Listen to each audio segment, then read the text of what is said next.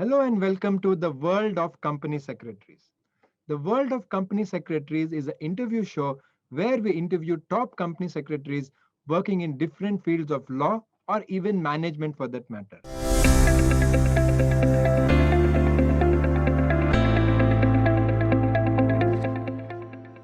Today, joining me is a very special guest, Ajay Prasad, who is an advocate with the CS qualification. Hello, Ajay, and welcome to the World of Company Secretaries. Hi, Alok. Good afternoon to you, and thank you for having me on your show. So thank you, Ajay. So first, let's get an idea of who Ajay is. Ajay is basically a graduate of law, and obviously he has done his company secretary course. That is why he's on our show. And Ajay is working with a leading law firm in India, which is Kochar and Co. Ajay has more than 10 years experience in both the law and the CS field, and he has a unique ability of giving his practice the edge of CS and law. And we'll be understanding how a person who studied law and CS can be successful in the corporate world.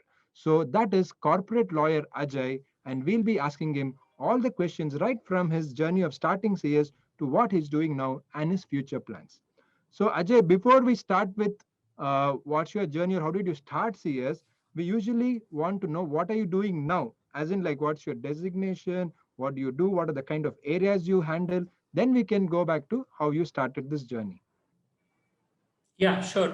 Happy to provide a brief introduction. Like you said, I'm a corporate lawyer by profession. I work with a law firm called Kocher and Company. I'm currently a principal associate at the law firm. I have been with the firm for over 7+ years now, mostly doing general corporate M&A, regulatory work, advisory work, and so on. So broadly, that's what I do, and that's my current designation, and that's what I've been doing for a few years now. Okay. So why we usually ask this is for students just to understand that Ajay was just a student like you, and he's now a lawyer in a big law firm. So now coming to that, when did you first hear the word called company secretary, and what made you take up this course? Yeah, sure. I want to clarify that I continue to be very much a student because the profession and the subjects that we practice and we've chosen is something that you can't ever gain complete expertise over. So you remain a student for the rest of your life. Exactly. That is what I want to endeavor as well. Coming to your specific question, so I guess I'm unable to pinpoint an exact date or a time from a time at which I decided that this is something I'll have to do. I think the first natural choice that came was that I wanted to pursue the profession of law. So once I decided on that, once the path became clear that the next way forward after my pre-university would be to get into the legal education. After I think a brief point in time, I think a decision was also made that along with the legal profession, I think combining it with the CS qualification would also be a good value proposition for me. I think shortly after I commenced the legal education, I think I made up my mind about also starting the CS profession. So since you told about your legal education and you started CS, there are quite a few of our audience or viewers who are studying your 5 year law course and they're thinking, should I do CS or not? So what's your message to them?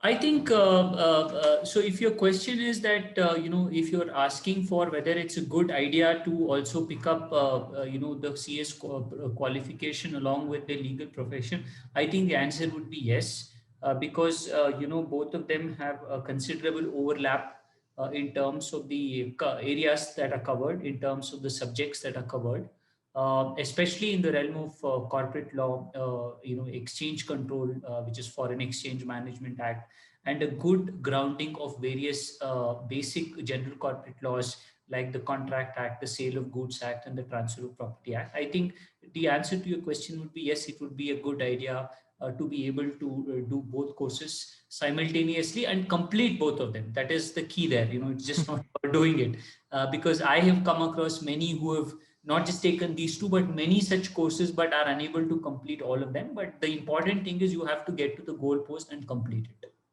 Exactly. I think I'm sure many students will take that point.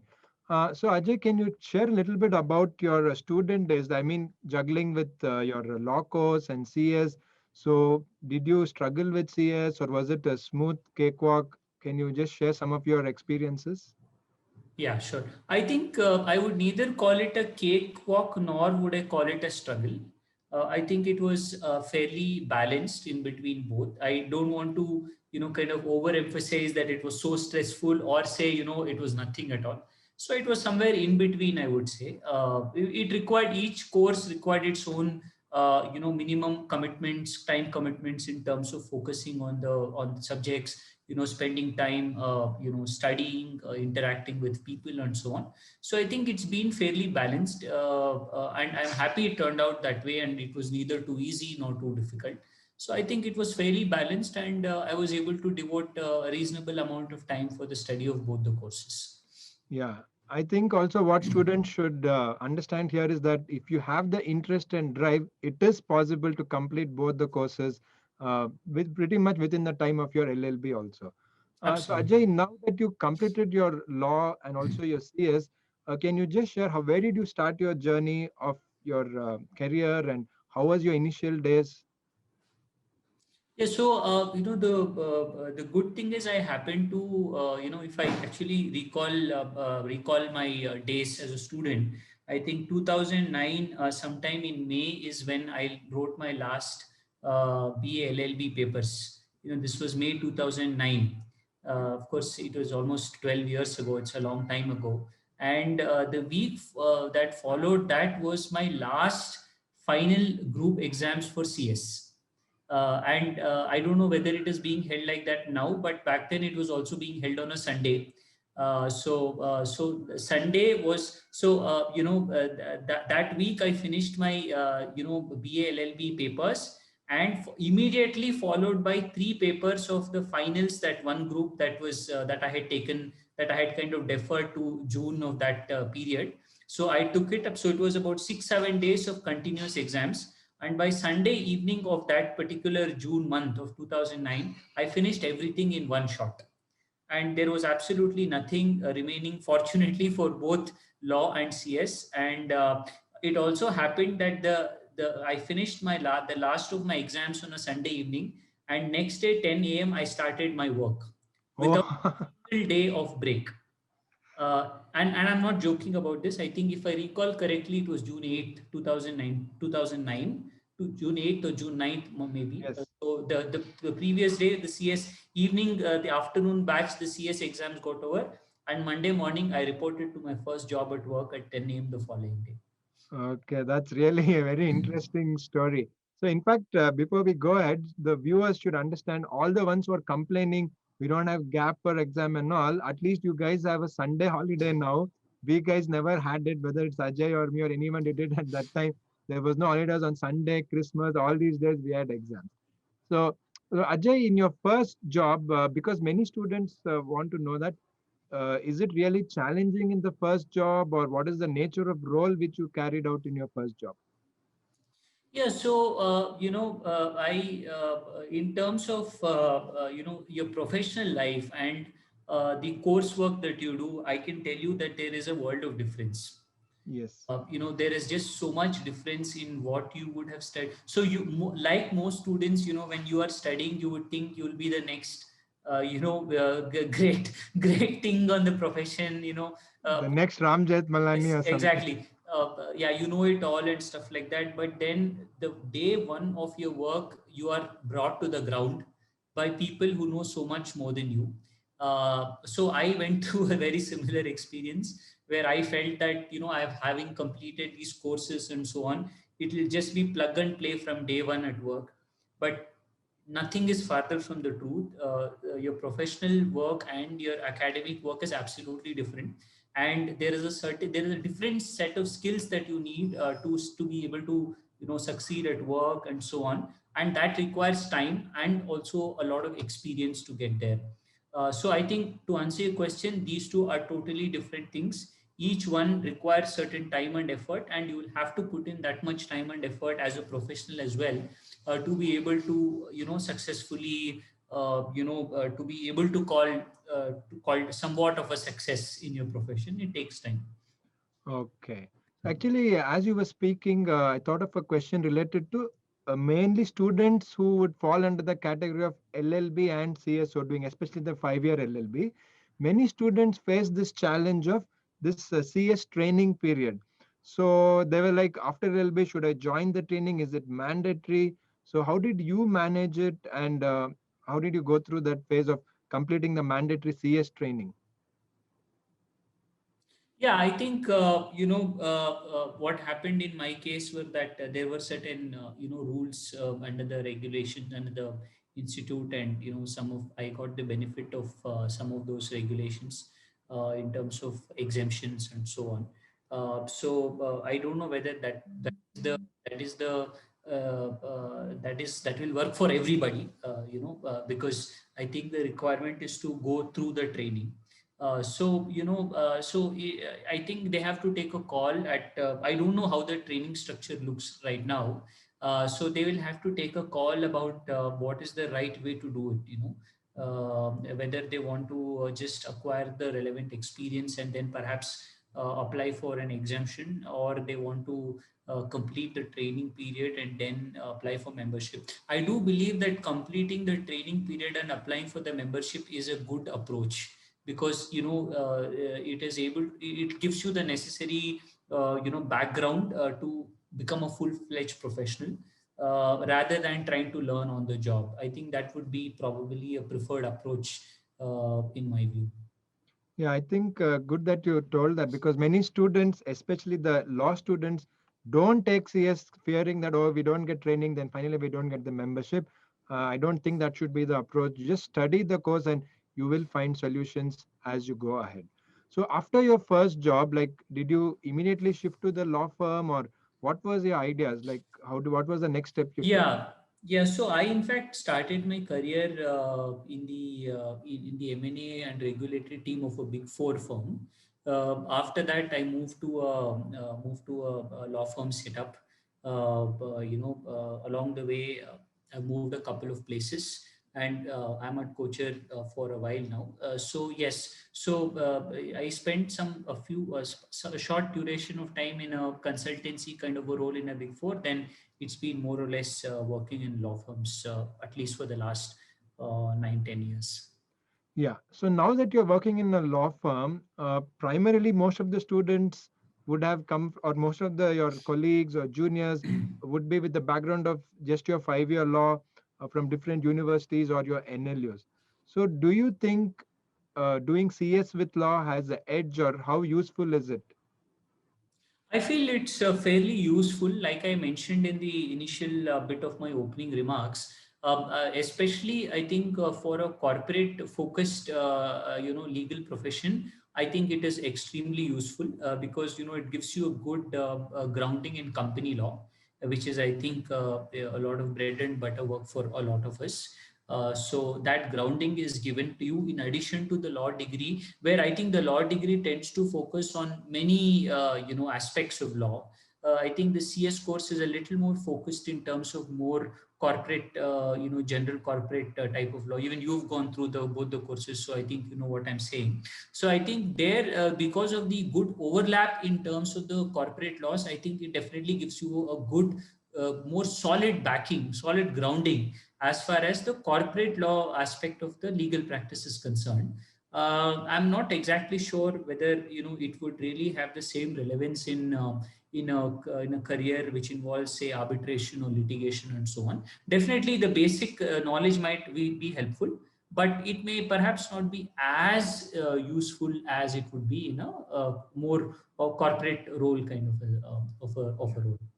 So basically, if someone is interested in corporate law and the practice related to corporate law, CS will be much more relevant than, let's say, your arbitration or your traditional litigation. That's the Yes, I would think so. I would think so. yeah, But having said that, I know many good. I think so. Do you? Many good yes. lawyers, practicing in the various courts and tribunals who have done CS, and they have also done phenomenally well. So I guess there's no one size fits all approach. I guess it depends Exactly. on the person. But in my limited experience, I believe that the relevance is more over, in terms of a more Yeah. corporate role. So here again, this is a common question students ask, or this is the conversation among students, is that okay, I didn't get a seat in a national law school. So if I study in any other college or a law school, will CS course help me get a job in a big law firm? Because usually students always feel that only if you're from a national law school, you get in the big law firms, otherwise you don't. And this is a common conversation. So, what's your take on that? Will it really give that extra edge to land a job in a big law firm? See, I think, yeah, it's not a very easy question to answer. Yes and no. Uh, uh, yes, yes. If you are, so let me put it this way. See, I think law firms are looking for a certain level of skill set. Okay. Uh, Exactly. so I don't want to say it is. I don't want to just call out what those are. It could be many skill sets. It could be ability to work on many things, being a little more multifaceted, looking at various aspects of the law. So I think there's a certain expectation that is there. So I think whoever fulfills that, I think will stand a good chance. And of course, CS, especially in corporate restructuring, corporate compliance, corporate regulatory kind of roles, I think definitely they have a very big edge. But in terms of regular corporate law roles, I think it's definitely an added advantage. But I think it would be wrong to say that okay, just because I have that, it will definitely give me an edge. I think that's very hard to kind of say. Yeah, I think that's also students should realize, like Ajay said, it's not like one rule fits everything, but like I think the right through the starting of this interview, he's stressing that it is very relevant and it adds a lot of value to you. And more and over and above that, this is your skill sets which you have to develop. So coming to skill sets, in fact, that's the next question. To be a corporate lawyer, whether you have done CS or not, that is secondary. What are the basic skill sets which you feel is required, which students can try to emulate? I think there are certain skills I think that would be very relevant in the profession of law, or for that matter in companies profession of CS or profession of CA, or for that matter generally also. I think obviously you need to work hard, right? You need to have a certain. I think working hard, working smarter is also important. Both of them. I think you have to have a certain, you have to inculcate a certain inquisitiveness, just ability to dig more and learn more. You never know how any knowledge comes handy to you. So I think inquisitiveness, hard work, and ability to kind of stay focused and continue what you're doing. I think are all very very relevant. And a lot of research, a lot of focus on learning more and training more, educating oneself. A lot of learning happens through self education and learning. Nobody is going to come and teach you important things, like the concept of, I'm giving an example, the concept of indemnity versus guarantee. Very important concept under Indian contract law. So no matter what others tell you, or no matter what you've studied in class, you just have to do the long hours and actually sit with the books. I've always believed very much in looking at the books, looking at the books and actually understanding. Nothing helps you and keeps that knowledge with you for a longer time than doing things on your own. I think those are some of the critical success points that are very important. Okay. So now students who are studying the CS course, because that is the majority of our audience, are primarily focusing on Companies Act and obviously the FEMA. So apart from this, as a corporate lawyer, what are the different laws that you handle? I think Companies Act, FEMA are, like you rightly said, are like the top two, top three, very important. I think in addition to that, you would definitely need to have a good sense of, important commercial legislations like the Contract Act, the Sale of Goods Act, the Indian Stamp Act, then, Transfer of Property Act, the Indian Arbitration Act.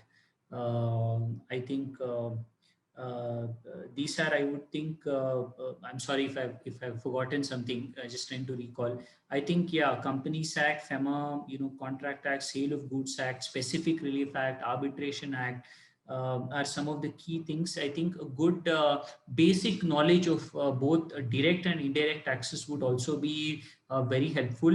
But if you are able to have a good working knowledge of taxes, I think it's a fantastic value proposition as well. So students must be thinking Ajay is telling us all the names of our subjects in the CS course, but that's what it is. I mean, you should be well versed with all of that, and probably students will also kind of draw inference that how well our CS syllabus is designed for the corporate law sector, and that's really nice to know. So my next question, Ajay, is see because most of the students don't know really what a corporate lawyer does. On an average, what's a day in the life of a corporate lawyer look like for you? On an average day, I mean, I know every day is It's a new and every day is very different. no. Actually, you would be surprised. It's a very very regular kind of. It's not as glamorous as it appears or something like. It's a very regular kind of a role.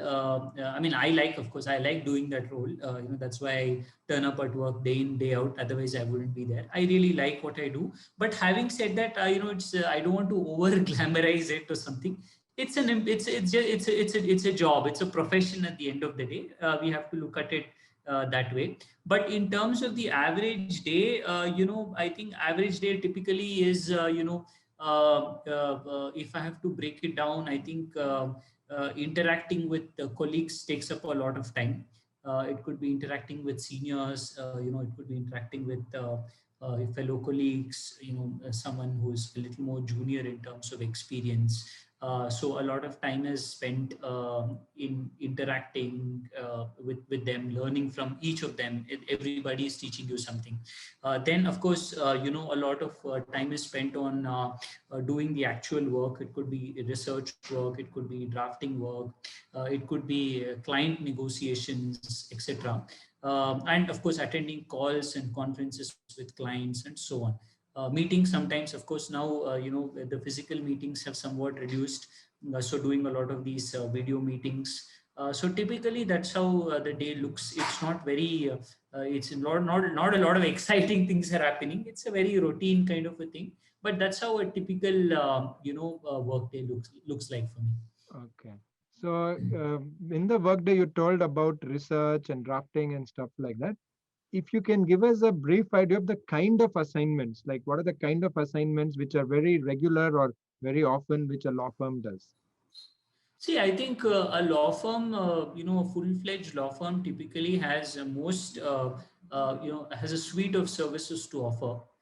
It could be the entire gamut of general corporate law. It could be employment law, litigation and dispute resolution, corporate M&E, banking and finance, real estate, regulatory, corporate compliance, restructuring, everything. So I think this is what the law firm does. So I think there will be some amount of each of it that you end up doing at some point of time. But in my role, I'm mostly doing general corporate M&A type of work. Like I said in the beginning, a lot of some amount of advisory work, regulatory work. So that's how most of my day looks like. Okay. Now that we know how your day looks like or the kind of assignments that you handle, let's say someone who's watching this and say, okay, I want to be somebody like Ajay Prasad.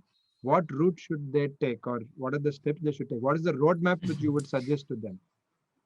I would firstly say that you should set your standards higher than myself.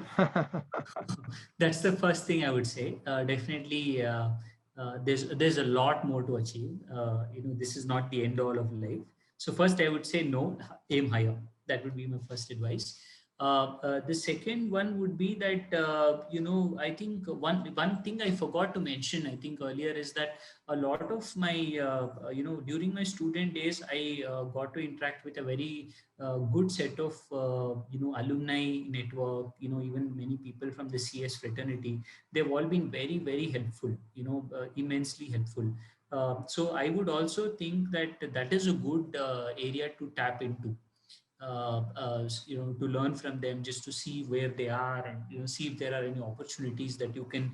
They always, the people always open doors to you, doors for you. You have to realize that it's actually the doors opened by people that are the easiest doors to get into. Some, because if you start reinventing the wheel, it takes a long time and you may never get there. So sometimes these relationships also help. So I would say, focus on those areas as well, and each person is different. Just look at every opportunity that comes by. I would say be opportunistic. That is the message I would like to give, and especially because all of them would be much more younger than we are, right? They'll still be very much young in the profession. I would suggest they have to be absolutely opportunistic. Don't hesitate to be opportunistic. Take every opportunity, every relationship, every network, and see how that is of use to them. Doesn't matter what others think. Just think, Yes. focus on your success.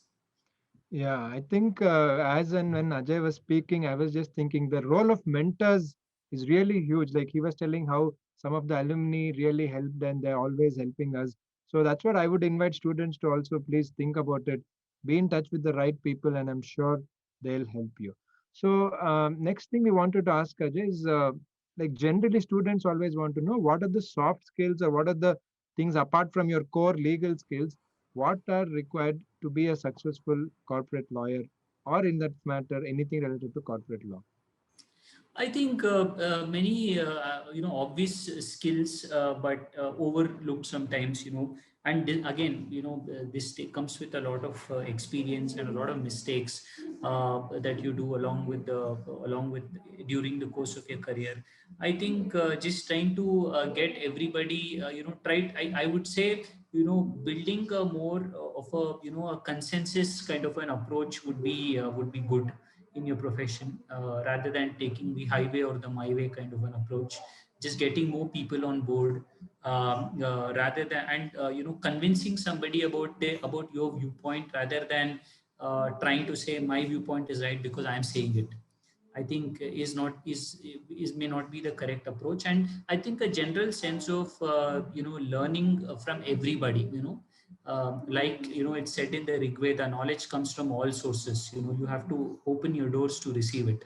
So I think whoever it is in your office, or whoever you could be working with, I generally follow the tenets of the Rigveda, where it says, open the doors to knowledge and let it come from all sides. So I have opened it, and I would that has helped me learn some of the most important things from everybody across the board. It could be senior, junior, my colleague, doesn't matter. So I think that's a very important trait to have. Okay. So next thing, Ajay would just like to know, like for students who are studying, they always feel that they're thinking about the remuneration or things like that. Of course, like generally for a lawyer who is in corporate law, of course we don't want any numbers, but generally, what do you message to them who are only worried about money? If you are only worried about money, I would say that's a good thing. It's not a bad thing to begin with. It's a good thing to begin with. But I would say, in addition to being worried about that, I would also be worried about my learning, my knowledge, my values, my skills that I bring to the table. While yes, money is important, and I don't disagree with them, it's important for all of us. I think they should also focus on these things in parallel, and that will definitely be the success mantra. Okay, great. So, lastly, we would just want to know, like, what are the kind of clients that you handle, and what are their expectations from the professionals?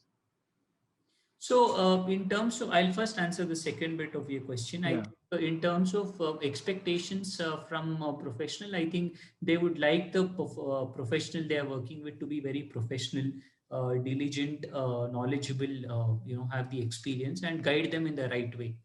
So they are basically looking for the right counsel, and it is your duty to ensure that you guide them properly. I think that is a key thing for which you have to work very hard to be able to do that. I think that's the key point. In terms of the client, it's a mix of various types of clients. Large companies, large companies, investors, Indian and US companies. So it's a fairly, it's mostly a corporate clientele kind of a thing, with maybe a little bit of individual services, but mostly, see, in a law firm, I think you typically tend to service large corporates, and it could be foreign clients, foreign law firms, those kind of clients. So also basically who can afford a law firm, that's also there. Anyway. Well, okay, that is something that I will not comment because I'm sitting on the other side now. Yeah, no, I'm just joking. Anyway, Yeah. so lastly, Ajay, what would be your message for students who are pursuing this course about the future trends? I mean, where do you see corporate law in the future, especially because there are a lot of new laws in India in the corporate side? So, where do you see the profession going and the future trends as an observation from your side?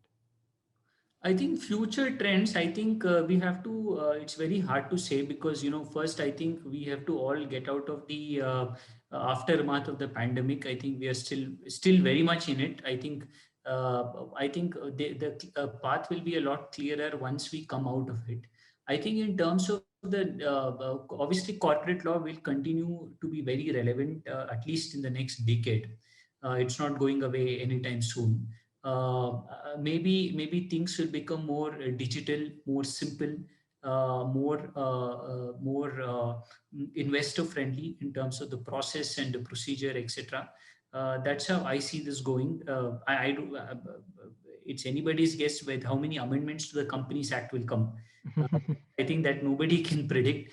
But I think definitely it's going to be around for a while, and I think digitization and more governance focus. I think governance focused is going to be there. I mean, that emphasis will definitely come back, especially I think in private limited companies, which I strongly believe is can be improved.